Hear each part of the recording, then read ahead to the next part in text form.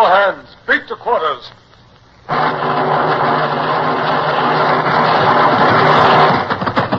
Run out the guns. Stand by the starboard battery. One broadside into it, if you please, Captain Bush.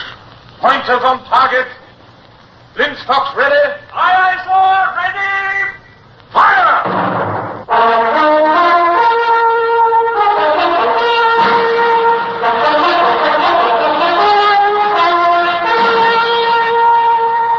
Presenting Michael Redgrave as C.S. Forrester's indomitable man of the sea, Horatio Hornblower.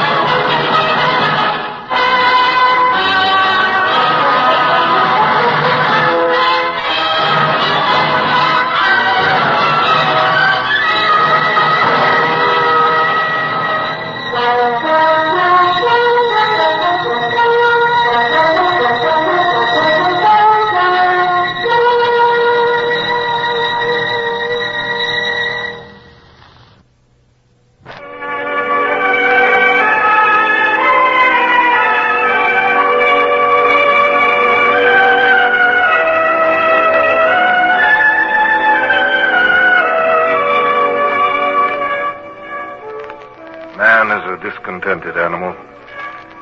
Even now, when I finally retired and have nothing to do but relive my past in memory, I sometimes long for the physical activity which I know can be mine no more. But in those days I was still vigorous and had been too long on land. The endless round of social activities had palled, and I was beginning to yearn for the pitch of a ship under me and the sting of the Channel wind on my face. I was bored as I sat in Westminster Abbey, dressed in crimson and white and laden with regalia, listening to a dull sermon, while around me the beautiful building blazed with the colors and arms of fellow knights and nobles.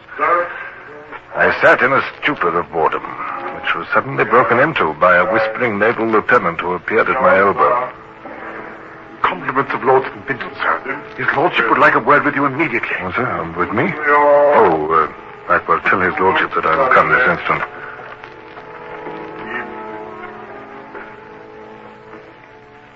You desire to see me, my lord? Hornblower. Ready for immediate active service now, Hornblower? Why, yes, my lord. I have to start tonight.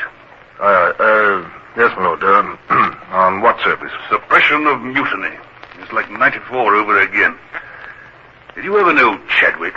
Lieutenant Augustine Chadwick? Yes. He was a midshipman with me under Pellew. Oh, here's my coach at last. I'll drive you to the Admiralty and give you your orders. Now, jump in, Hornblower. Thank you, sir.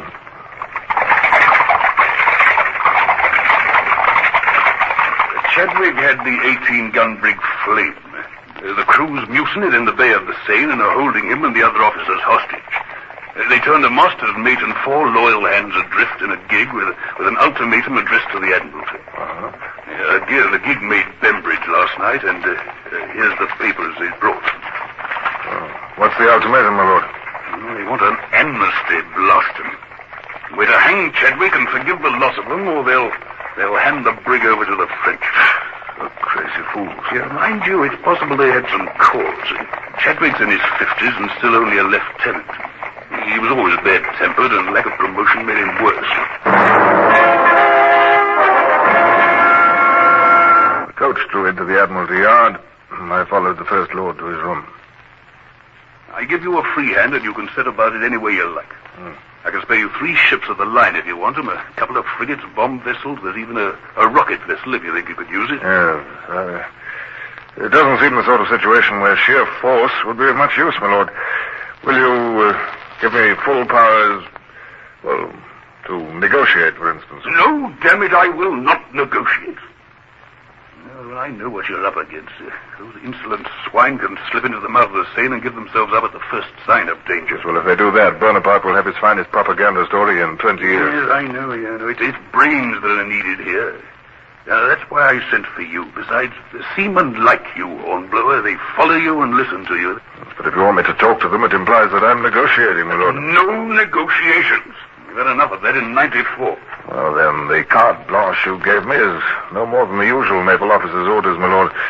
Forgive me if I point out my position, sir, but this is a difficult task. Failure endangers the country and makes me the laughingstock of the Navy. Success brings no honor, for it must remain secret. I submit, sir, that the least I should have is full power to do whatever seems best on the spot. All right, you shall have your powers. I'll draw up the orders to that effect. You'll hold your appointment as Commodore, of course.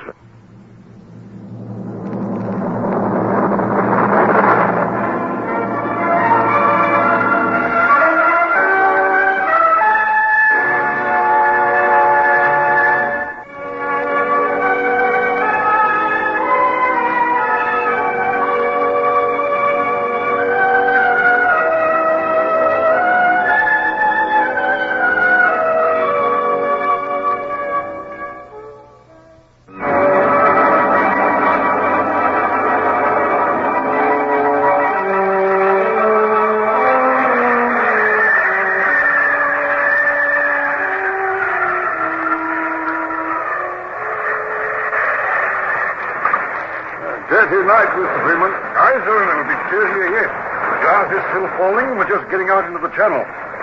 Mr. Carlo, have all hands shorten sail. Get that main topmast staysail in. Another reef in the topsail. Quartermaster, southeast be south. It's a long time since I sailed in so small a vessel as the Porta Coeli, Mr. Freeman. I find the dimensions below deck a bit cramped. Ah, but she's a lovely fighting machine all the same, sir. Huh? Her guns will smash anything of her own size. We carry provisions enough to stay at sea indefinitely, and she'll stand any weather that comes. Yes, but to do all that with 190 tons means the crew has to be content with conditions that would be, well, hard on cattle. Oh, they're used to it. Any orders when we sight the flames, sir? We'll deal with the situation when it arises, Mr. Freeman. My orders give me power to negotiate, but I feel that negotiation would be a sign of weakness. Somehow or other, I shall have to trick 100 English seamen into my power so that they can be hanged or flogged for something I might feel like doing myself under similar circumstances. I don't envy you your job, sir. Anything wrong, sir? You look a bit... I'm going below. Just call me if necessary.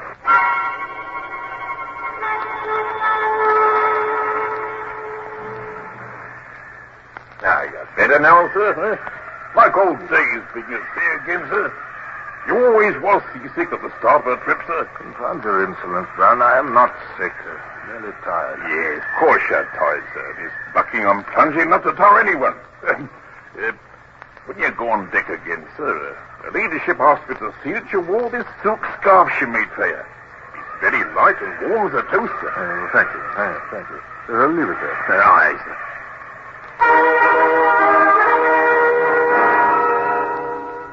That gale was interminable. Night and day it raged, and though Freeman clawed into it as much as he dared, I knew that it was gradually drifting us away from the course we needed to make to find the mutineers. In the meantime, I fought my squeamish stomach, learned my way about the ship, and tried to pretend to myself that I should know how to handle mutineers when the time came. Freeman was a good captain. His vessel was well kept, and his crew as happy as any crew could be in such weather and circumstances.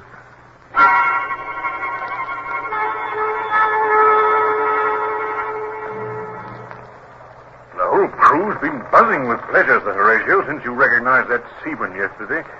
It's not often they see a Commodore shake hands with an ordinary seaman. He taught me a lot of good work, Mr. Freeman.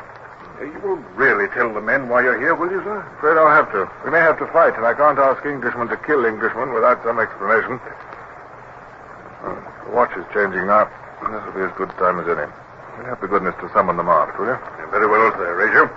Mr. Carlo! Aye, sir. All hands muster aloft! Aye, aye.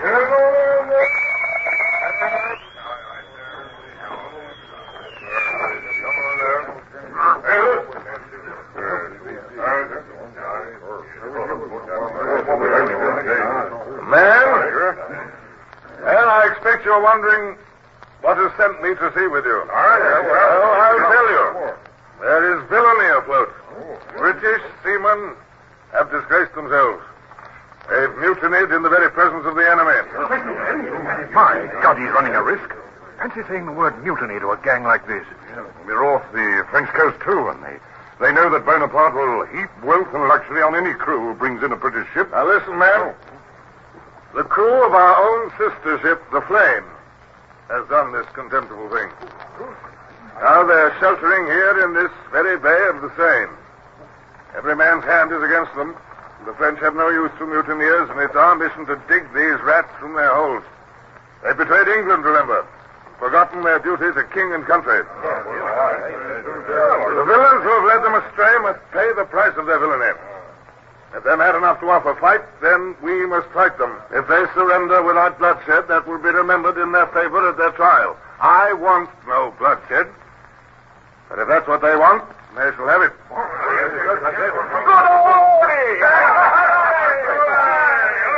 Clever that was.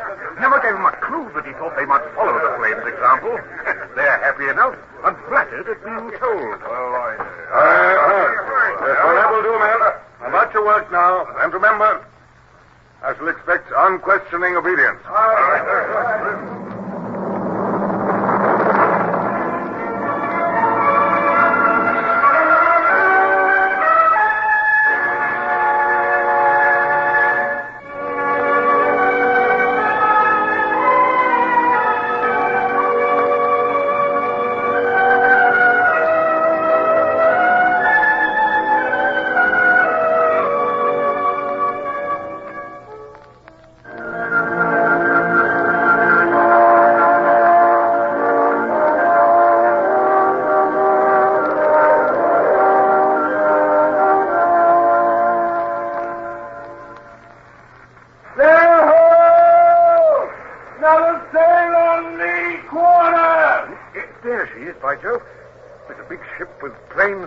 Set to the Royals. She's a French West Indiaman going into the Seine. She must have slipped past the blockade in the gale, probably full of grain and sugar. One cargo into the Seine like that is worth more to Bonaparte than a dozen delivered to some inlet on the Biscay coast. Blast, she's too well in. There'd be no catching her before she reached Harbour Grass. We'll have to let her go, Mr. Freeman. It's a pity. If it wasn't for the Flame, we might have taken her. That would have meant at least £10 a man prize money. Yes, Freeman, that won't make the men any better disposed towards the mutineers. The Flame's standing steadily in, sir. She's obviously not going to let us get near her. She'll give herself up to the French if we do. A pity we can't get a windward of her. Well, there's no room to do it before she gets away. No. Please have a boat hoisted out for me. I'll have to go and parley with the villains. Aye, sir. She don't mean to be taken by surprise, sir. Her guns are out and her boarding nettings rigged. Guns, man, look out for loft, more and all to the rocks. All trim and proper like this. I've got eyes of my own, Brown. Spare your chatter. Shall I tell him, sir? Yes, go on. Commodore Sir Horatio Hornblower, KB. Come alongside. We'll all come on your Hornblower on board, but no one else. And we got full stuff ready to drop into you if you play any tricks. Lay alongside, Brown. All right, sir. I'll go up to the main chains.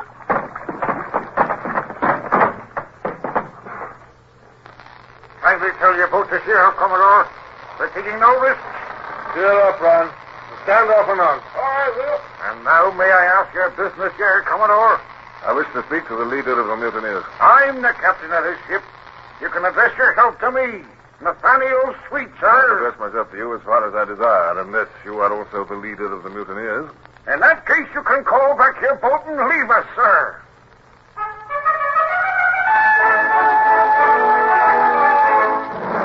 This was an impasse already. I studied the white-haired, wrinkled old man with the telescope under his arm who called himself Nathaniel Sweet. The only thing at all unusual about his appearance was a pistol stuck in his belt. England has sent you here to swing me on the gallows anyway. No, I'm here to recall you to your duty. Letting bygones be You have bygones. to stand a fair trial, you and your confederates. That means the gallows. And I'd be lucky compared with some of the others. You shall have a fair and honest trial, with every mitigating circumstance taken into consideration. The only trial I'd attend would be to bear witness against Chadwick. The fellow we killed, James Jones, the ship's boy, and reported that he died of fever. Aye, and a few other things, too. Our terms are full pardon for us and a fair trial for Chadwick. Yeah, that's right. You're being very foolish. You're throwing away your last chance. Surrender now with Mr. Chadwick unbound and the ship in good order, and that will weigh heavily in your favor. Refuse, and what can you look for? Death. That's all, death. Nothing can save you from your country's vengeance. Nothing? Begging your pardon, but Boney can. You trust Bonaparte's word? Sure. He'd like to have this ship, no doubt, but you and your gang, he won't encourage mutiny. His power rests too much on his own army. He'll hand you back to be made an example of. Will he now? Look at these letters, 3 of them. No, I'll keep hold of them, thank you. This is from the military governor of Barbary Pirates, and that only promises us a welcome. This is from the prefect of the Department of the Interior, saying it promises us provisions and water if we need them. And this is a letter from Paris sent down to us by post. It promises us immunity from arrest, civil rights in France, and a pension for every man from the age of 60. And do you know who it's signed by? Marie-Louise, Empress, Queen, and Regent. Boney won't go back on his wife's word. You mean to tell me, man, that you've been in communication with the shore? Aye, we have. And if you had the prospect before you were being flogged round the fleet, you'll do the same.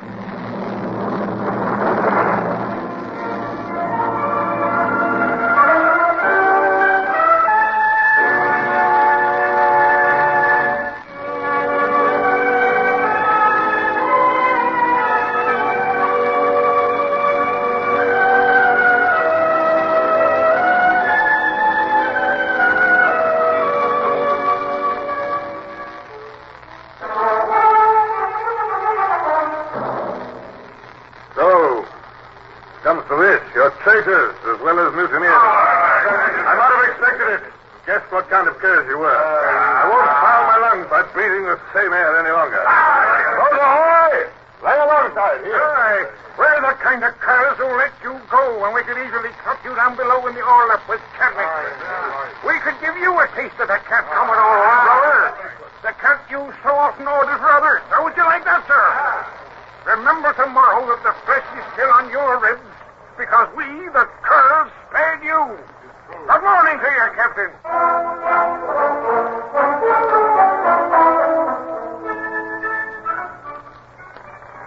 You don't think we'd give him a quick broadside, sir, and then get round to windward and cut her off before she could make the shore? No, impossible, Mr. Freeman. She's barely within range, and she'll be out of it before our guns will run out. Yes, I've no doubt there's a dozen glasses watching our every movement. Queer to look at her, sir. She's so like our own brig. Yeah. Well, except for that patch on the sail, we might be looking at a reflection of this vessel. I'd like to lay my hands on that fella sweet. I'd give him mutiny. Yes, I'm afraid nothing alters the fact that at the moment we're helpless. I've failed utterly in my attempt to win them over, and I can see no possibility of them abating their terms. Either I grant them a free pardon, or I drive them into the hands of Bonaparte. I fear... But... What's the matter, sir? Something happened? No, I just thought... You know, Freeman, if I had this brig and the Flame under my command, we could set the whole Seine estuary in an uproar. Yes, but there doesn't seem much hope of getting hold of the Flame. I don't know, Mr. Freeman. It might be done. Will you pass the word for the sailmaker to come here? And I shall want his mates and every hand who can use a needle and palm. Yes, but what... Aye, sir. Sailmaker, his mates, Mr. Carlo. Hurry, please. Aye, sir. Look at the Flame, Mr. Freeman. You said yourself that she's an exact replica of the Porta Coeli. But there's one difference which I think could be remedied. I confess, sir, I don't understand. Now, here's Swenson, the sailmaker. Oh, come here, Swenson. You take my glass and carefully study that patched foretopsail on the Flame. Can you see it? Sir. Well, then mark it well. I want this ship to have a foretopsail just like that, so that no eye can distinguish any difference between the two. Can that be done? Yes, sir, I can do that. Might I ask what's in your mind, Sir Horatio? You may, Mr. Freeman. What I propose is this. Flame and Fortatelli are as like as two peas, as you said yourself. And they'll be liker yet when we bend that foretopsail. The mutineers have been in communication with the shore, and they've a promise of immunity if they go in. But we don't want them to go in, sir. No, and she won't. Sweet won't give himself up to the French unless he's driven to it. So we won't drive him. We'll sail into the mist. But we'll go in, Mr. Freeman. And they'll think we are the Flame, don't you see? We'll sail in as safely as though we were going into Portsmouth Harbor. My heavens, sir, it's brilliant.